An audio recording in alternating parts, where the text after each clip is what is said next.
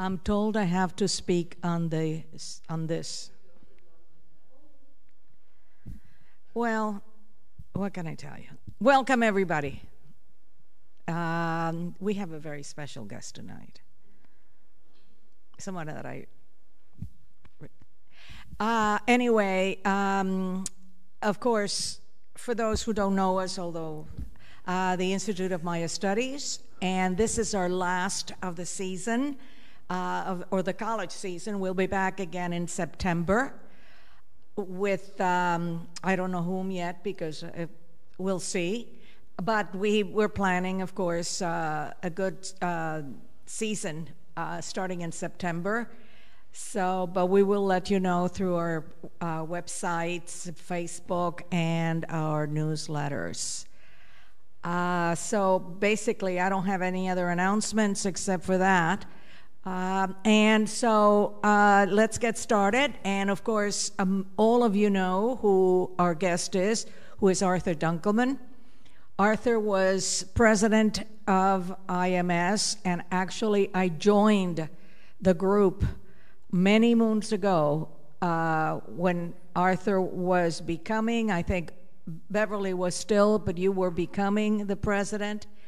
And we never had a president that had such enthusiasm as you did. I remember very clearly, out of the blue sky, I got a call on a Saturday, and he says, "They're doing radar penetration in Chichen." You forget that, but it's, and I said, I tell my husband, I said, this is the group that I wanted, somebody that tells me something different. So, and of course, he left IMS, but look where he landed to become the curator or curator, as many say, of the Kislak Foundation collection that for so many years was in Miami Lakes. Still is. Okay, I'm confused. Anyway, Miami Lakes, and it was a place to take. I never missed the opportunity to take my speakers to see the Kislak.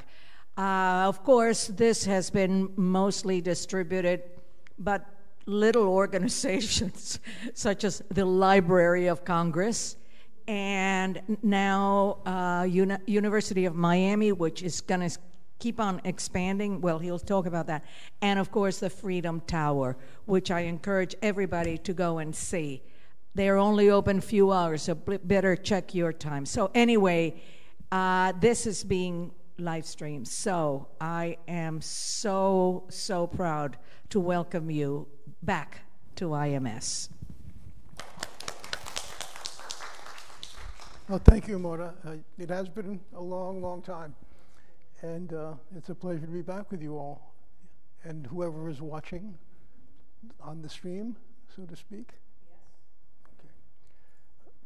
There is one small correction to the newsletter article, which claims that I'm retired, which I am not. No, the news of my retirement are premature and greatly exaggerated, to paraphrase. Yeah. So the title of this talk is Anatomy of an Exhibition, Culture and Change in the Early Americas, an Origins Story. So let's see if we can get this to work. Here we are, Freedom Tower. It's a beautiful building, and we were very fortunate to have found a home in a beautiful location and a very prestigious location right across the street from the Frost Science Museum and the Perez Art Museum. And we're on the first floor. So this is the entrance. Here's our banner, Culture and Change in the Early Americas, the Kislak Center. The Kislak Center at Miami-Dade College at UM joins two other Kislak centers, one at the Library of Congress that was mentioned by Marta, and also at Penn in Philadelphia. There's a Kislak Center, which is largely devoted to academic studies of manuscript material and humanities outreach. So this is the entrance to the exhibition, and we're kind of jumping ahead of the story towards the end, but I thought I'd give you a view of the space that was created in the rear of the ballroom area. So what you're looking at here is an 18 feet of glass entryway. But to go back in time to the origin story, my origin story, this is the Kislak Gallery at the Kislak corporate headquarters in Miami Lakes. And when the building was built, Jay Kislak built this gallery into the building in 1985 with the intention of donating cultural property of significance that he and his wife Jean had collected over the years. And he created the gallery as a public outreach and as a repository for things that they owned that they felt that belonged in a public collection and that really were not of great interest to his children. As life would have it and as a type A personality would demand, this repository soon took on a life of its own and had a mission of its own, and rather than just donate what he had already collected, he began to fund the acquisition of more and more and more material. And that's not exactly the point at which I came in, but shortly after, I had left the IMS, and like Marta, I enjoyed bringing our guest speakers to the Kislak Gallery, and the then curator, a man named Lee Parsons, who a very distinguished archaeologist and curator at of the Morton D. May collection in St. Louis. He retired, and 6 months after that, I had asked Jay Kislak, "What are you doing about a curator?" And he said, "Why don't you apply, young man?" I was 50. That was a great compliment.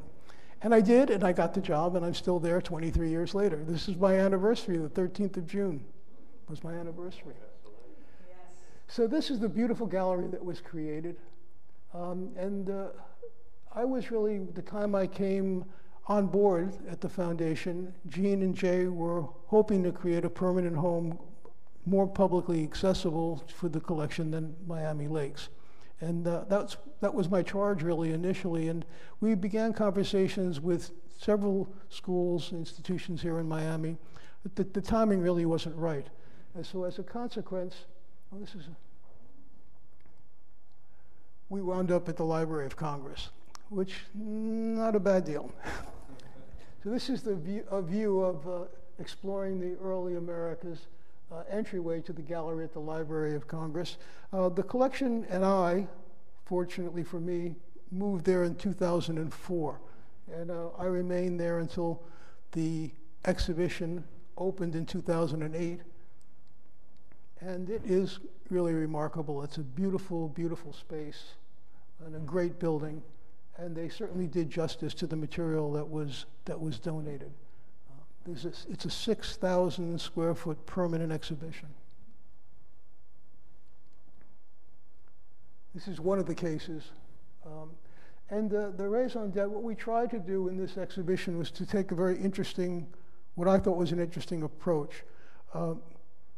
Most exhibitions of this type are chronological. You know, they follow a certain pattern in years and time you go through, and they're quite interesting, but we wanted to do something that was topical as well, that would cross the time period. And we wound up doing a hybrid of both a thematic and a time-based exhibition. So this is one of the thematic cases. So you see Diego Rivera, watercolor for the Popol Vuh, and a Mahler photograph, as well as some materials, some archaeological materials from different periods and different cultures. This is the latest installation. It's an installation we donated, the foundation donated 175 miniature flasks. And this is a selection.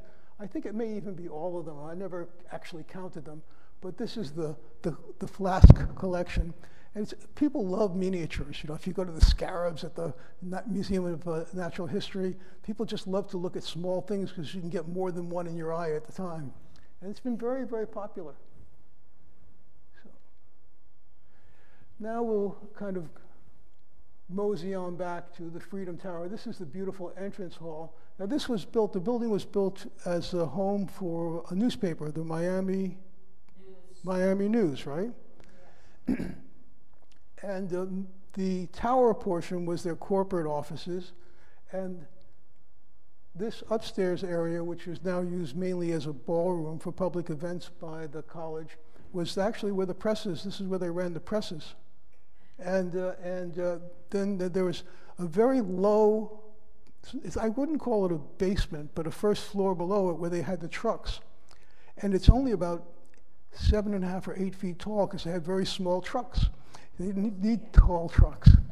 You know, you ever see those movies where they're tossing the newspapers out the back of a truck? Well, that's the way newspapers are done. A press today would not fit in that. Oh, the weight of the presses, you know, because this is a hollow floor, I thought you'd have to have it on concrete floors. Not only that, the height, you know, yes, it's extremely high. Yeah. It wouldn't fit. But it's a beautiful space, and we're lucky to have it, and they have a beautiful mural that really kind of fits into the theme of what our collection is about, which is a panoramic view of the history and cultures of the Americas.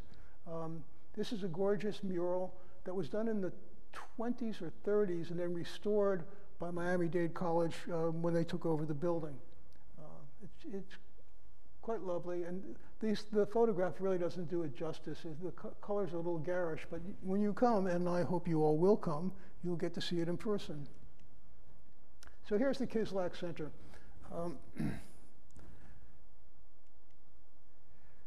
So let's just go back. Well, we won't go back, we'll go forward. So, here it is. So this is the rear end, the back end. Let us go back.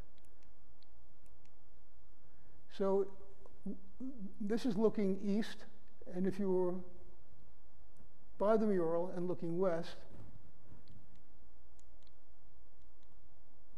you would be looking at this facade. So there are 2 entrances, and it's divided into 3 galleries. 1, 2, 3. I'm going to show you a couple of artist renditions before we began construction, and then I'll show you how it actually came out. And, so this is the first gallery, and there are 4 cases that are divided into 4 themes, or 4 chronological period: early contact, the conquest, and the Caribbean, and the golden glory and the Caribbean. So, and then there's a middle area, and gallery 3 behind. The middle area. This is a view of the 3rd gallery. And this is the facade. This is under construction. 18-foot ceilings gave us a really dramatic entranceway. Just exquisite. So this is still under construction? No, it's done now. Oh. We're just going to go through the phases of these beautiful Cusco paintings of archangels.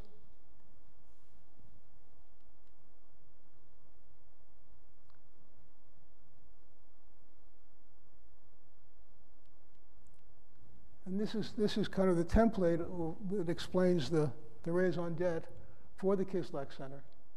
Kislak Center at the Freedom Tower was the realization of the vision of J.I. Kislak to establish in Miami a program devoted to the history and cultures of the early Americas. His landmark gift of unique manuscripts, rare books, maps, and artifacts to Miami-Dade College and the University of Miami offers perspectives on the dynamic and complex processes of European expansion to the New World and the cultural encounters that followed. The program Miami complements the permanent Kislak exhibition on the same subject at the Library of Congress in Washington, D.C. J.I. Kislak, a real estate entrepreneur and mortgage banker, came to Miami area in the early 1950s. His collection grew and evolved over many years and is recognized as one of the most important of its kind in the world. So here's the first case, which is First Encounters. some people really enjoying it. And it was really fun. I was there for the first time with people, I mean the public, this last weekend. And I was very pleased to see so many people there, because hasn't really been that well publicized yet, and word isn't spread. And there were people there these people are from Peru. There was a girl there from Spain. There were some people from Nicaragua and some Guatemalans and a smattering of Americans as well. So it was very, very interesting to get into a conversation. One never knows how one's work is going to be conceived or accepted. The first 4 cases facing into the larger space all include what are considered masterpieces of pre-Columbian materials. They're shown really as aesthetic items, as artistically created items. There's no way to approach the many cultures and try to explain all of that in the context of a museum experience like this. I remember my own confusion trying to figure out Huastec from. Okay. So I'm going to show you some pictures of some of the high points. That's almost 3 pounds of Costa Rican gold. It's extraordinary. And so many different techniques. Okay, it's a lot of gold. But there are 4 distinct types of gold work done to create it, from sand casting, filigree, filing, and hammering. How big is that? It's pretty big. It's 3 pounds. It's pretty big. Not that big. And what is that? Fangs? Were those fangs? Yes. Yeah, it's actually a monster. You can look at it from several different. Let's see if we can look. See if I can get. What was it used for? It was worn. Pectoral? It's a pectoral. Yeah. You see the monster here. You see the eye and the mouth. No, and the serpents at the And end. the serpents at the end. It's got a lot going on. 2 birds there. Yeah. I didn't know they got that big. 3 pounds. Oh my goodness, look at that. This is a OPL. It's a death deity, a dog skull death deity, a Taino piece. And originally, it was black. There's still some remnants. Oops. There are still some remnants you can see here in the eyes. Oh, yeah. It was painted? It kind of like an asphalt, really. It was either we never had it tested scientifically. It could have been kind of like a sap that had been burned, because it's very thick, it was collected originally by a man named Fred Olson, who was the first investigator to spend any considerable time in the 20th century in the islands. So a man named Walter Fuchs had preceded him at the turn of the century, working for the Smithsonian. Teotihuacan piece. Again, the incredible craftsmanship, and this is true fresco. It's a blackware bowl that's covered with limestone plaster and painted while it was still wet. So the colors have remained vibrant for all these hundreds of years.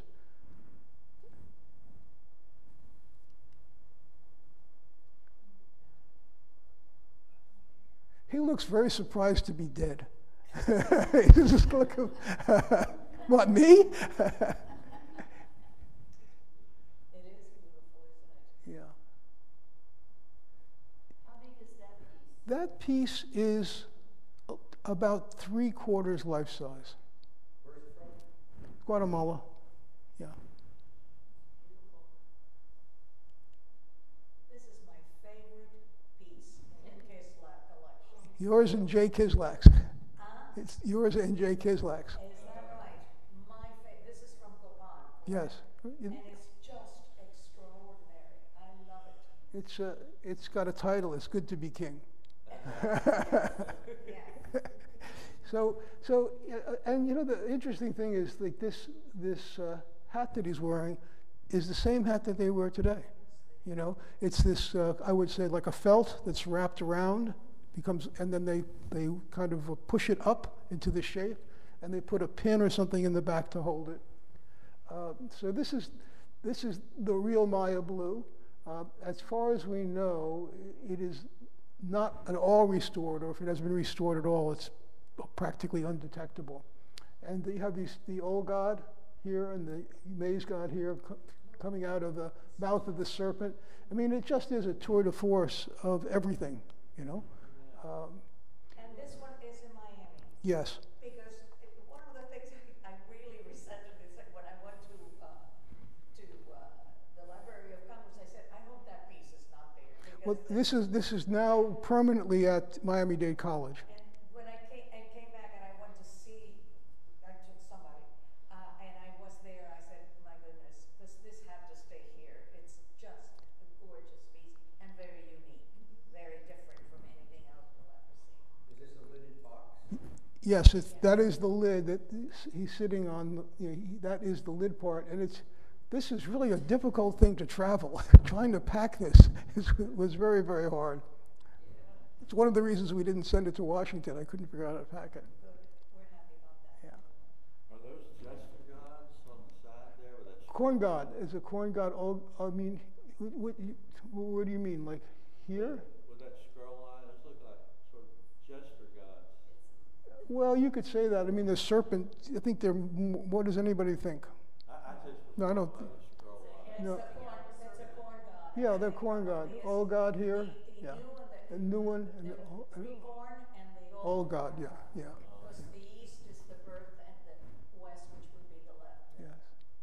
the death. You know, they go back to earth and It is. the way of the resurrection. It's just When you come to see it, look around the side and look at the jaguar. You can't see the jaguar's head. He's sitting on a jaguar pelt, but the rendition of the face of the head of the jaguar is extraordinary and quite different from the execution of the figure, which is almost, I won't say, it's somewhat caricature-like or dramatic.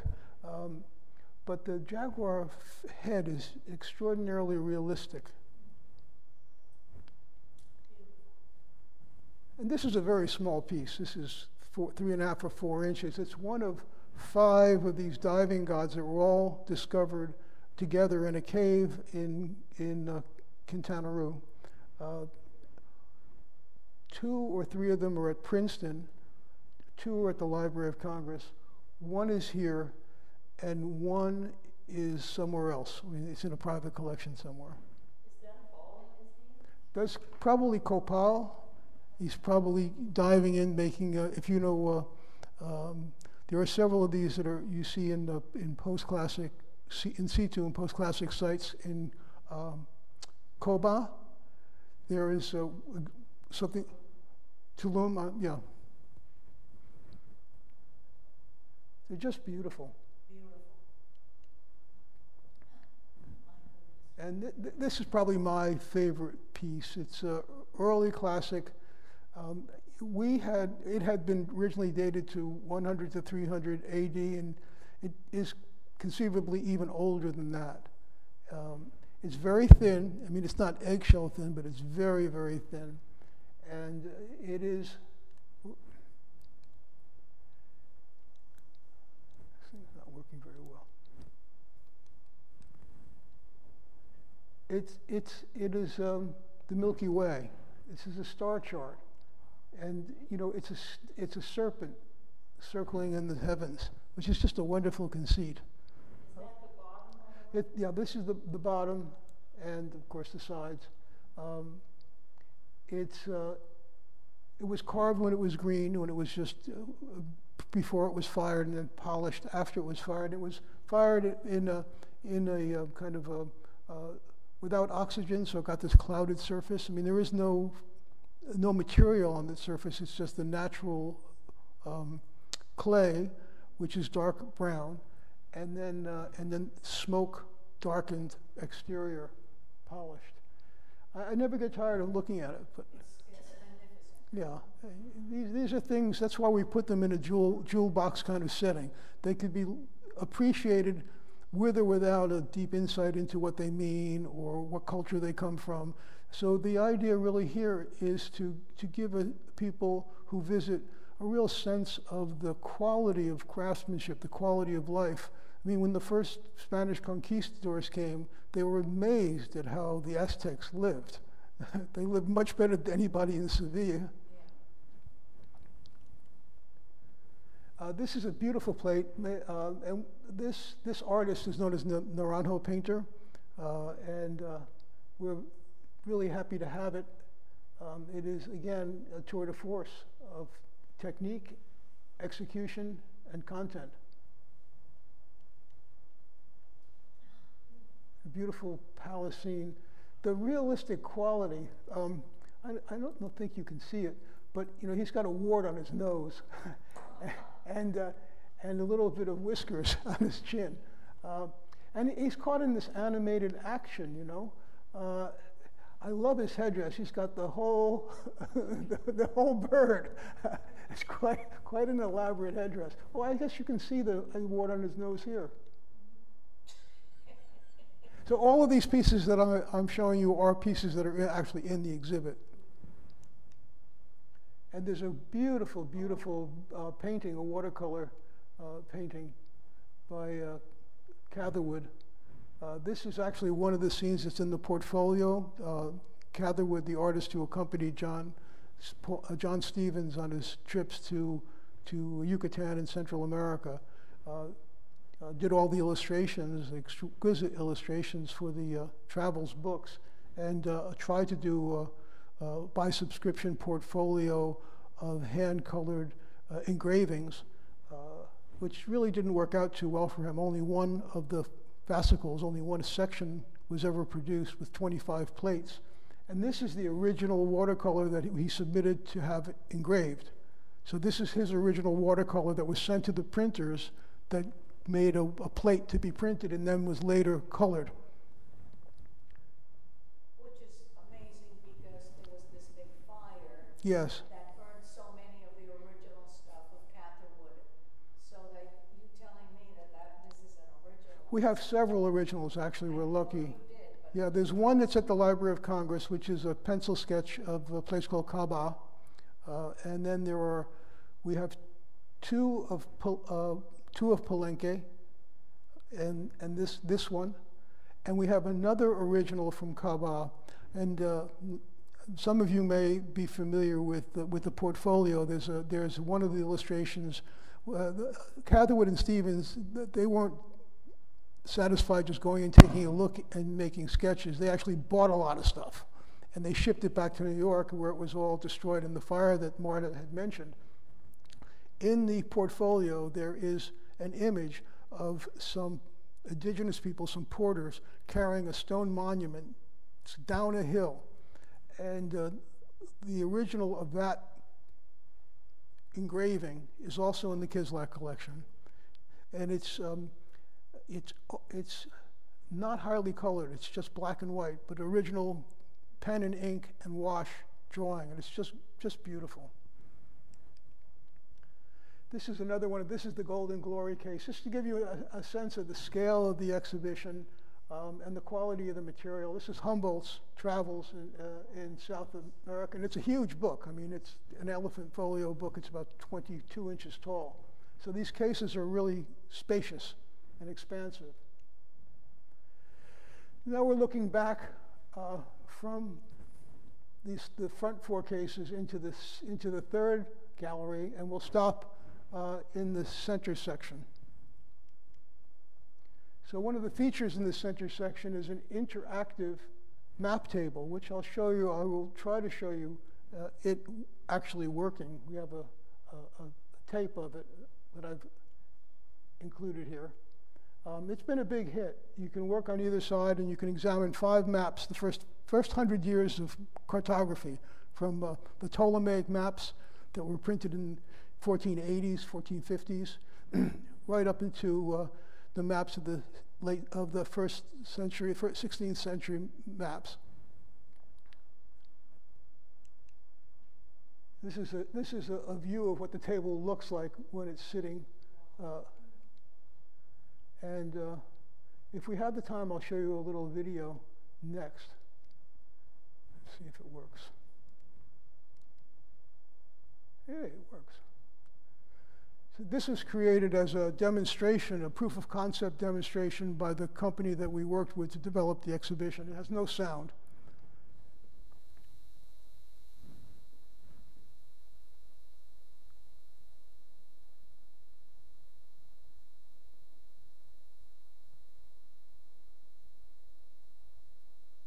So these maps will slide. You can slide them all over, make them larger, make them smaller. And then they have hotspots that you can actually examine different features of the map.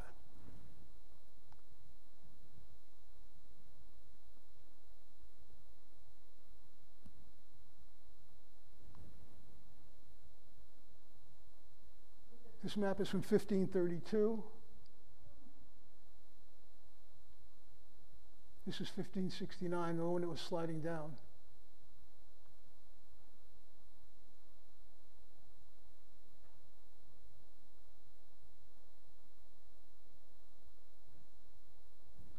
(1482, 1507, 1516, 1532, and 1569. So there are 5 maps that you can explore with this table.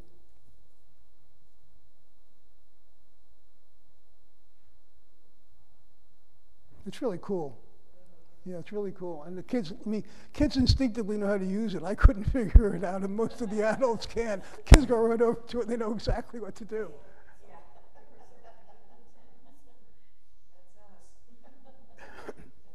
So this map, this is the 1516 map, has all the hot spots, and this talks about Vespucci and how America was named for Vespucci. So it's really, really well done.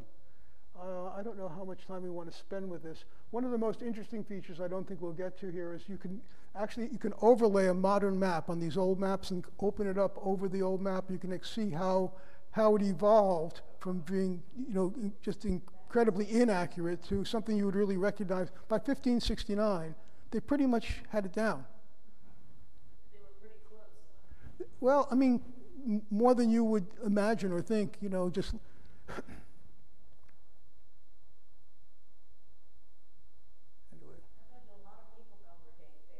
Yeah, people love it.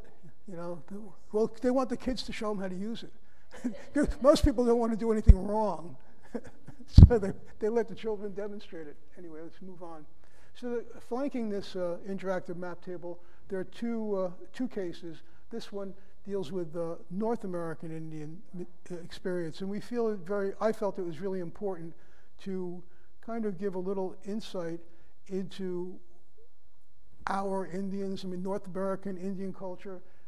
It's a very quick snapshot, but it goes in North America, from the 17th century interactions through the 18th and 19th century, when the great color plate books were created that you see here, and into the 19th century. And you'll have to read the labels yourself. Across from that is the section from Ptolemy to Mercator, which really intensely gets into the wonderful collection of material that we have, early books and atlases on maps.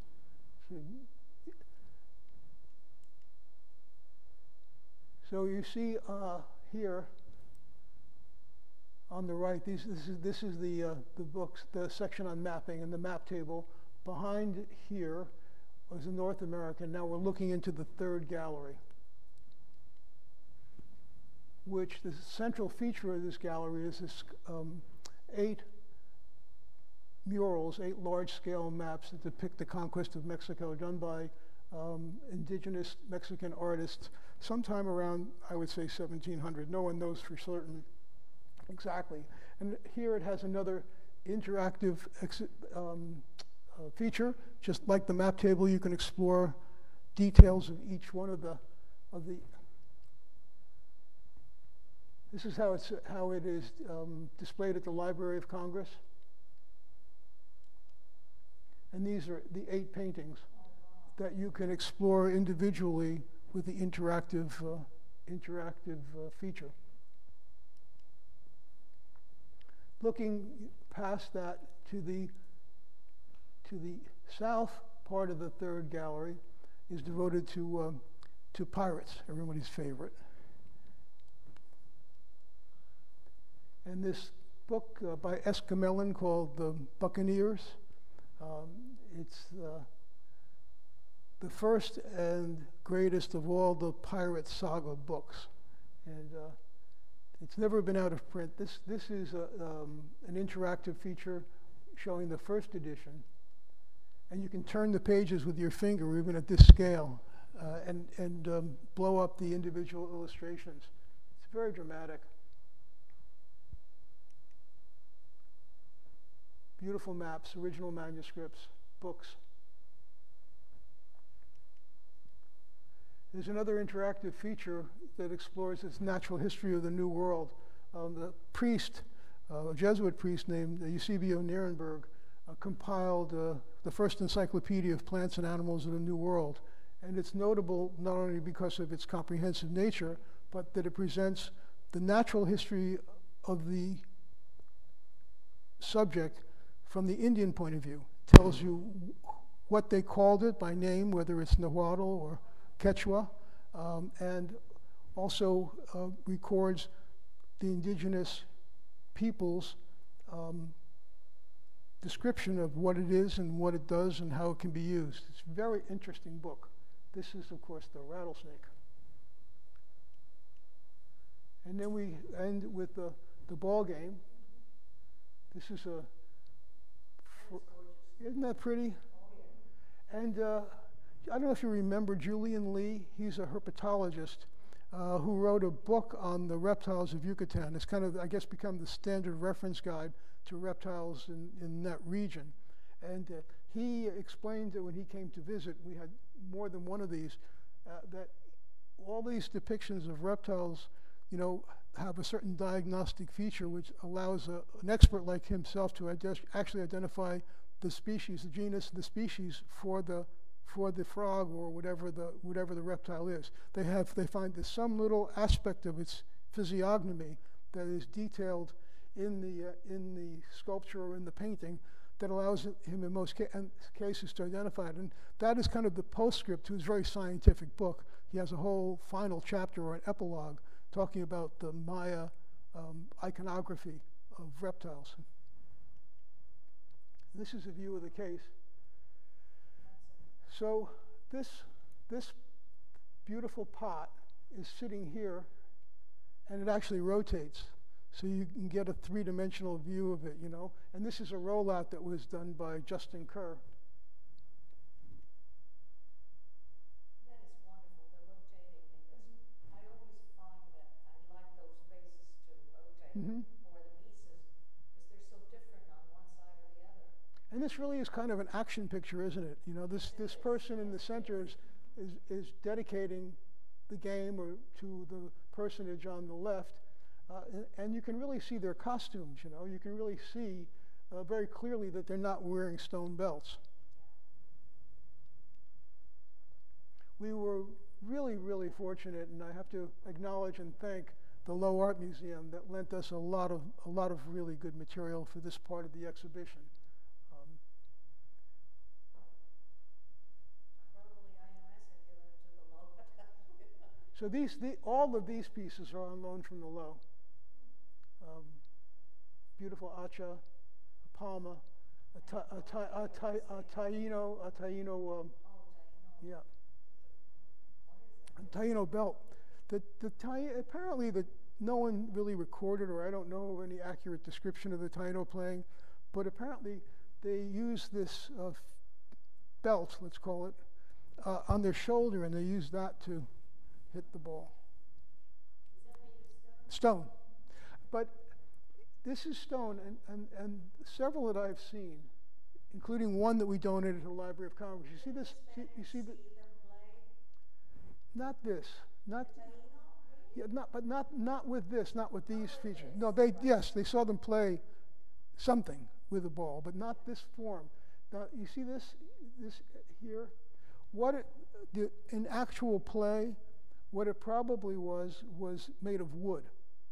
Wood that had a branch that had been split and then bent to form a circle like this, and then tied or in some way held together. The one that we had donated that's at the Library of Congress also looks very similar to this, with this kind of protrusion. And so we've included like this fish, this carp vase, these tadpoles. I don't know if you can see it in the first picture, but there's a lot of water. This is a ball. This is a ball. Where is it? This is a ball court model. Very much like Copan, like the ball court at Copan. And there's every indication that many of these ball courts were actually ritually flooded, and it was a kind of a reenactment of the hero twins' adventures in the underworld, the underwater world. There's a lot of water symbolism associated with the ball game, so we thought it appropriate to have a couple of items that also would indicate that. Some more ball game stuff, including this really interesting picture. It's the first depiction of Native Americans that we know of done in Europe. This is a group of jugglers that was sent as a gift to Charles V by Cortez. Charles V took them on in his entourage when he went to be seated or elevated to be the Holy Roman Emperor. And it's every indication that that they were, I mean, these were like men from the moon, right? No one ever had thought there was another continent other than Asia, Africa, and Europe. And so you have this whole new continent with these creatures that seem to be humanoid. They weren't, the argument was, were they really human? We won't get into that. That's too political in this current climate. So Charles V included this illustration, or a version of this illustration, in a book that he had commissioned from his court artist, a man named Vitus. Vitus was a court artist mainly involved with making medals and commemorative plaques.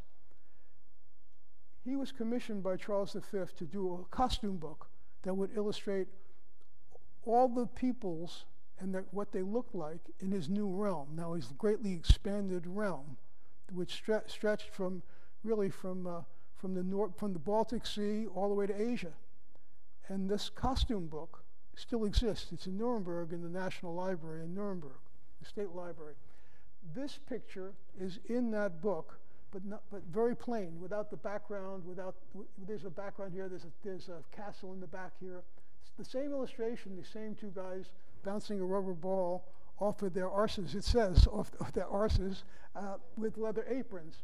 So my presumption is that the artist, for whatever reason, was commissioned to make duplicate images because there was such an unusual subject. They'd never seen rubber. They'd never seen brown men, that weren't from Africa. So this must have been quite an extraordinary event. He took on this journey Albrecht Dürer, and Albrecht Dürer writes about it in his autobiography. The things that he saw, the silver, a silver disc that was 5 feet wide, and feathers, and all kinds of marvelous things. So we have a couple other ball players. So that's an original then? This is an original. This is not from the book. A copy made by the original artist that was in a German collection. The same prince that owned the Carta Marina, which is a map that we acquired, gave this as a gift to Jay Kislak for being a nice guy.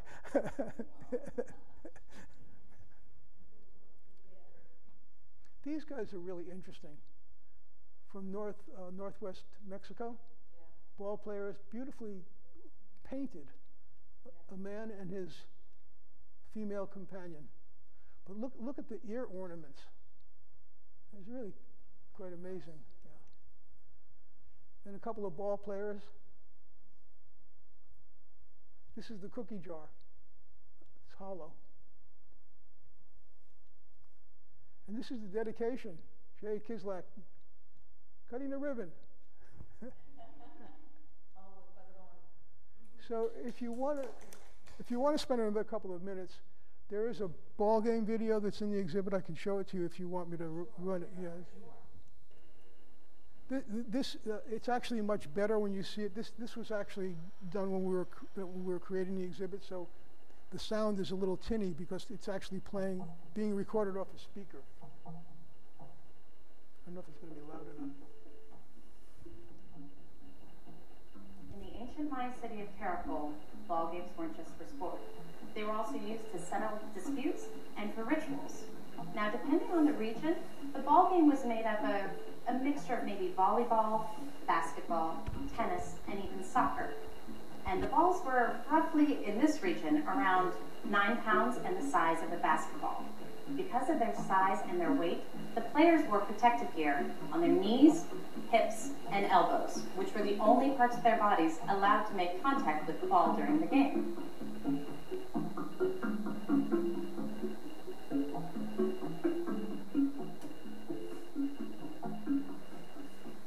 I'm standing in the middle of one of the courts where the game was actually played. Now, there are a number of theories of what the game represented. I think perhaps the most interesting to me is that it represented the eternal struggle between the gods in the heaven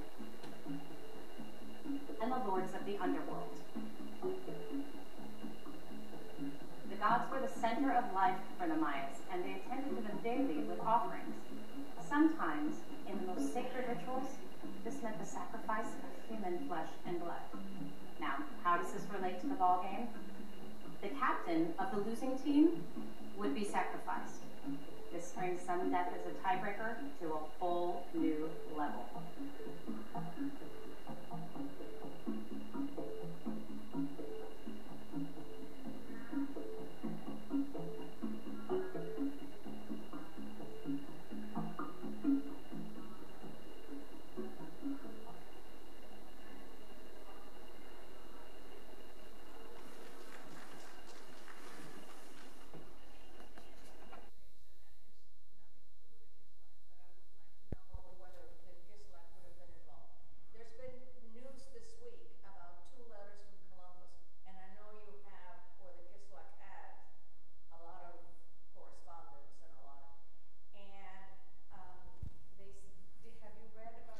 Well, the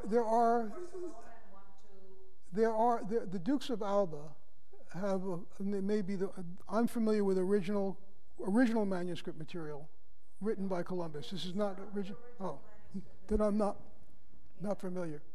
But it was made in 15. We have 2 early Columbus letters. We have a first edition 1493 printing from Rome by a printer named Silber. We have a fifth. How many were made of that? Do you know? There are, yeah, Articles. the Silber. Let me start out. There are two printers that printed the Columbus letter in 1493. Eusebius Silber was one, and Planck was the other. They're both headquartered in Rome. Planck is the more numerous and more famous, and there are two first editions, both printed in 1493 by Planck. There's another 1493 edition, and we don't know which one was actually first, by a man named Eusebius Silber. So we had a Planck letter that we donated to the Library of Congress. We have now donated to UM and MDC a Silber letter from 1493, and now also there's a 1494 letter, which is the first illustrations, the first purported pictures of the New World, the first map of the New World. There's actually a map that has Cuba on the map. By Columbus?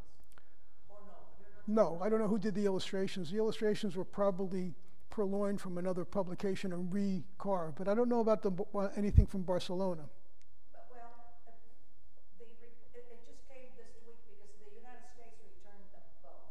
Mm-hmm. And one was in Barcelona and the other one was in... Oh, Oh, I mean, that's where they came from. They were Originally, they were stolen. Stolen. Reported stolen 10 years ago. Yes. They found them in the United States, and they've just been returned. It was this week. I didn't read the story. I find it very interesting. It's 1493 because it's the first description Right. of life in the islands, which is what he visited, on that first trip. Anyway, they had made 80 copies. So, who made 80 copies? And where is the original? Is there an original? There's the original letter that Columbus wrote has been lost. Okay. So I mean, the original manuscript has been Yeah, the lost. It's manuscript. lost.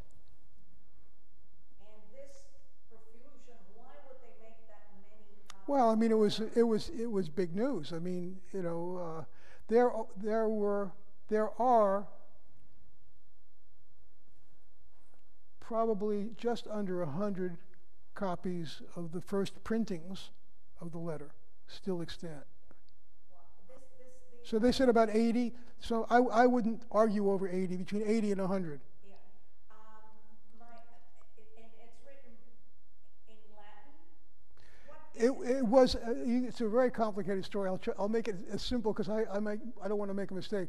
It was actually in Spanish, and it was printed in Spanish. There's only one copy, and that's in the New York Public Library.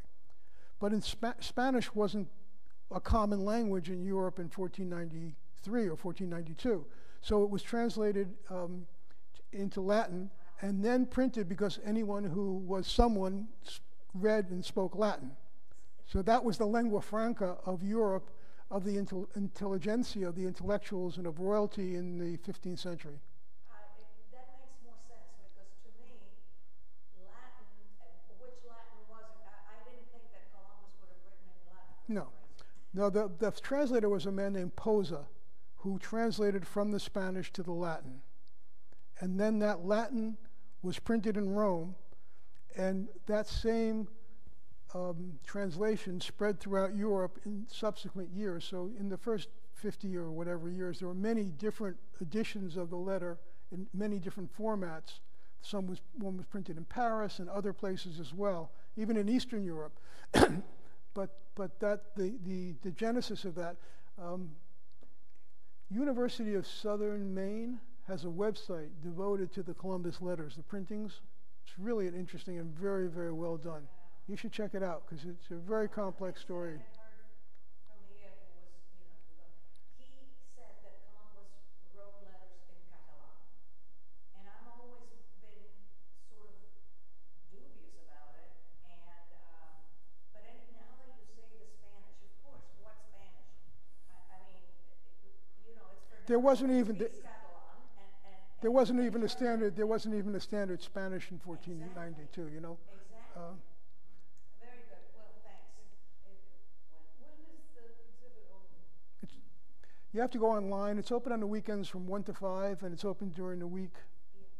Also, You have to go it's only open like starting in the afternoon, like 1. on the weekends, and there are 3 exhibitions there now. One is from the Smithsonian, from the Cooper Hewitt Museum. Really interesting, large exhibit on urban planning, modern urban, and not just urban, just modern planning, and an incredible media installation by a South African artist named William Kentridge that's just extraordinary. I mean, I wouldn't even attempt to explain it other than to say it's worth a trip down there just for that. Just look at Freedom Tower. Miami-Dade College, it's what is it called? Museum of Art and Design, MOAD, M-O-A-D.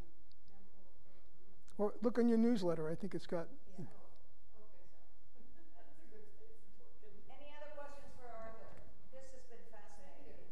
Arthur, do you ever see any big Olmec beads, gray, big, nice big around? Like cigars. Excuse me? Like cigars, you mean, those big. The Olmec gray jade Mm-hmm. beads? Mm-hmm. Some of them have a line scrapped on them. Gillette Griffin says that made in 1900 Guerrero. Made it. I do notice that line in a lot of Olmec jade. At first you don't